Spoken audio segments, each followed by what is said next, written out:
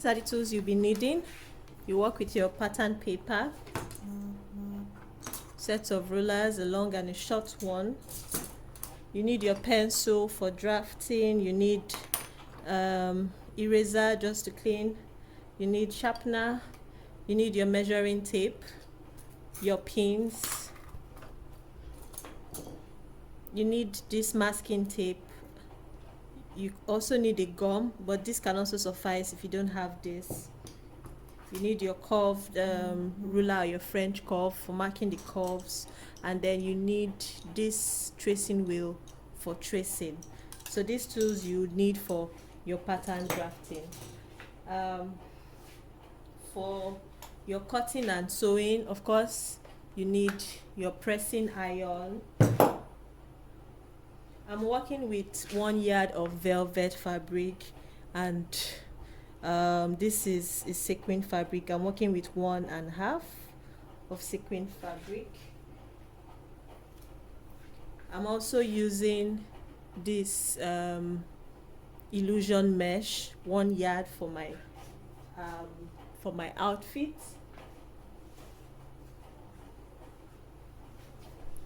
This is the lining for my dress. It's a stretchy lining. It stretches. I have 2 yards of that. This is a foam. It's called a bra foam. Let me put this aside.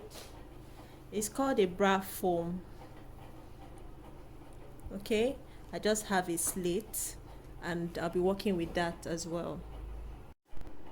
If you don't have a bra foam, this is wadding. They call it wadding in Nigeria, but it might be called something else. It has a gummy part to it where you stick to your fabric. You can use this, the very thick one, for your foam.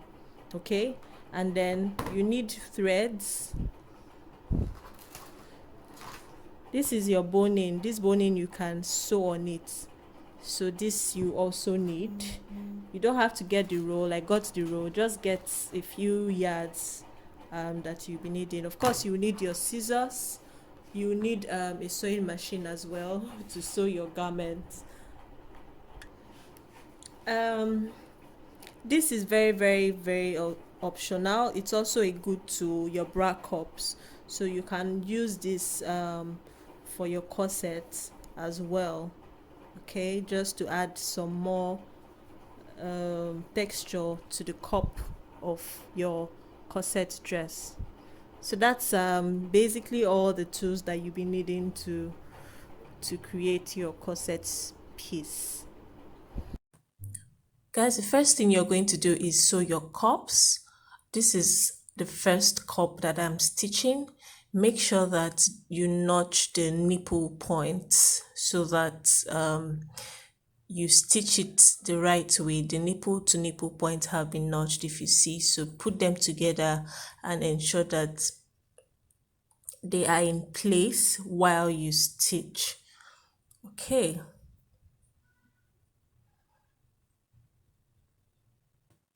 So I'm done stitching, and this is what it should look like after you're done. This is what your cup should look like after you're done, the small part and the big part. So keep that aside and then go ahead to stitch the other side of your cups, the other part of your cup, which is what I'm doing right now.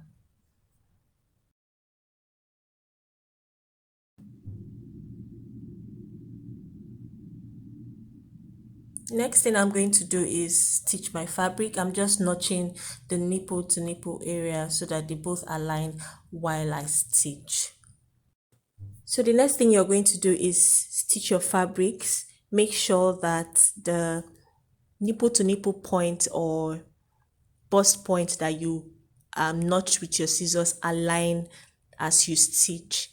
The way you stitch the bra foam, you want to ensure that you do the same thing for your fabric as well.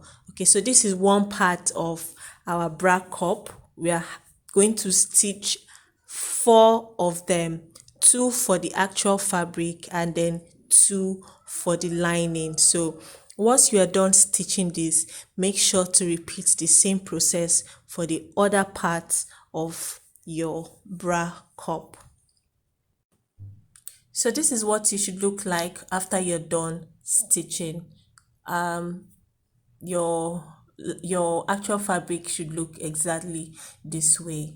So you want to do the same thing for both your lining and the other part of your bra cup as well. So go ahead to stitch the lining just like I'm doing right now.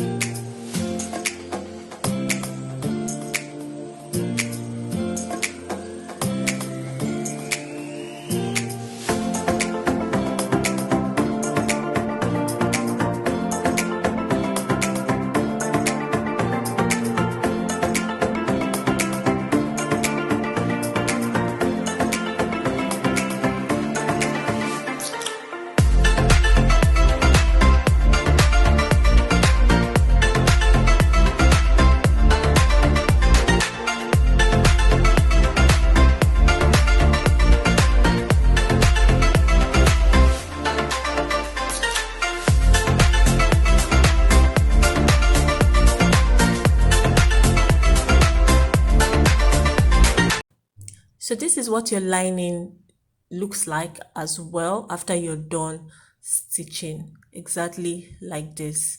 So after you're done with your lining, you go ahead to do the next thing, which is to stitch the velvet part, which is like the band of the corset, to the actual fabric. So that's what you're going to do next. So go ahead and pin. If your fabric is a little stretchy, you want to pin both fabrics together, right side facing each other. Then go ahead to stitch right away. Okay, so stitch and then repeat the same process for the remaining parts of your corset. That's the lining and the second part of your corset.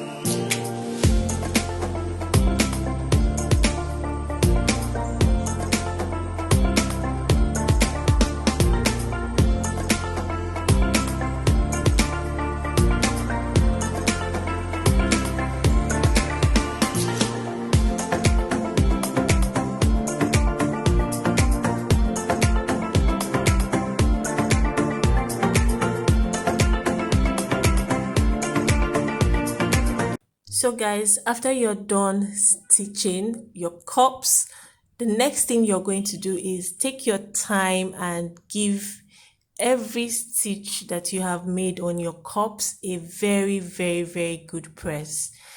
Very, very, very, very good press. I am using my tailor's ham to do this.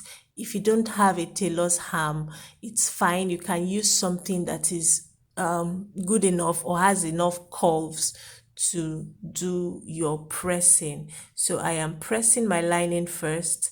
As you can see, I am opening up every part of my stitch and I am giving it a very good press. So this is how you do it. I also get to use the curvy part of my tailor's arm to press the curves of my cup. Okay, so it helps to enhance the cup and not flatten it. If you use a flat part, it tends to kind of look flat after you're done pressing. So you want to ensure that you use a curvy part to press the curves of your cup. So that's exactly what I'm using, that curvy part, as you can see. So you also press the bust area. As you can see, I have notched it and I am going to also give it a very, very good press with my pressing iron.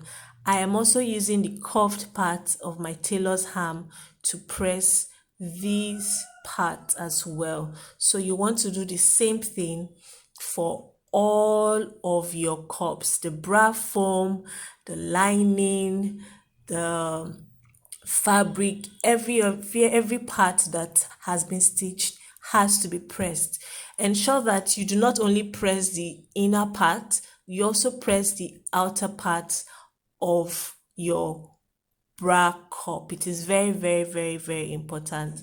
Once you're done, you would love how your seam looks, really nice, flat and well pressed. Okay, so that's what you want to do. Go ahead and do this.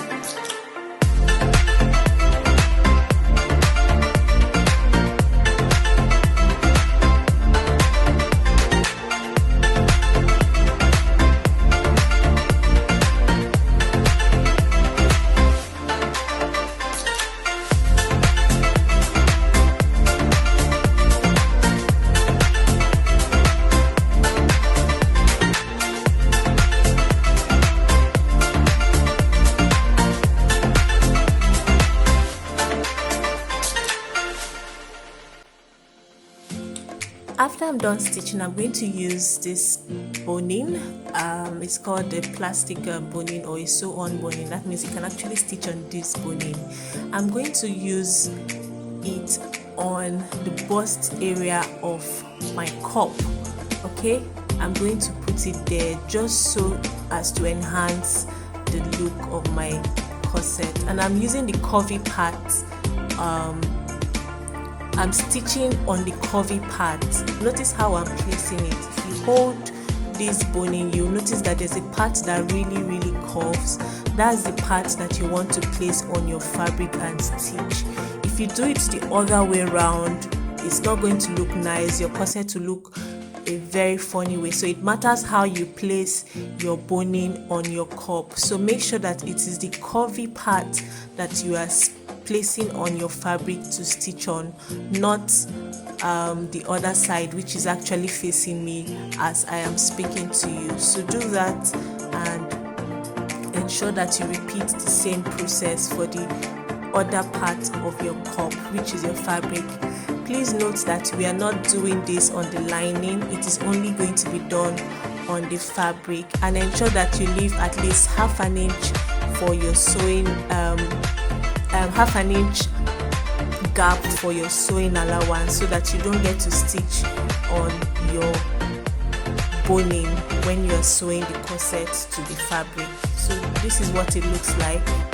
I've left my sewing allowance, as you can see, just up there and down there, and this is what it looks like in front. You can see that it has pushed my cup moving forward.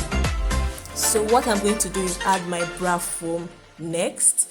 This is my bra foam. I'm going to place it stitch line to stitch line. So the part that I have stitched, I'm going to also place the cup just right where I stitched my fabric. So that is the guideline that you want to use to place your cup. So I'm just using my pins to pin it in place so that I can go right ahead to stitch on it. So this is what it looks like when you're done. Yep. So what you're going to do next after pinning is you're just going to use your machine to just stitch it tiny, just a back stitch on the bra foam. It's not a big stitch, just a back stitch to hold it in place. If you don't, you're not sure if this works, you can use your needle and thread to hand stitch it, but a back stitch that is very, very little should suffice. Okay, it's not going to show. So repeat the same process as well for the lower part of your bra foam, just like so.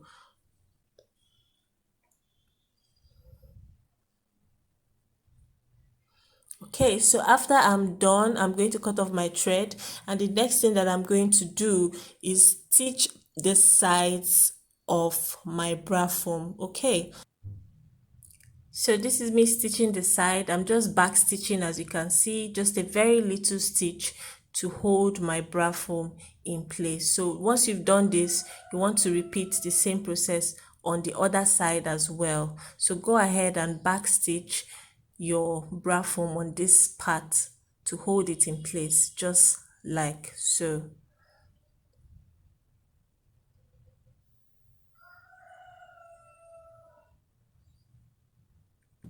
So this is what it should look like after you're done stitching both the sides and the upper part and lower part as well. And this is what it looks like in front. So the next thing I'm going to do is stitch the mesh part of my corset. That's the sleeveless part of my corset dress. Please note that I'm working with the illusion net mesh, and I am using 2 pieces for each. One for the actual front of the fabric, or the actual front, and the other part is going to be used as a lining to turn the front of the mesh. Okay, so just watch as I show you how I'm going to stitch the mesh.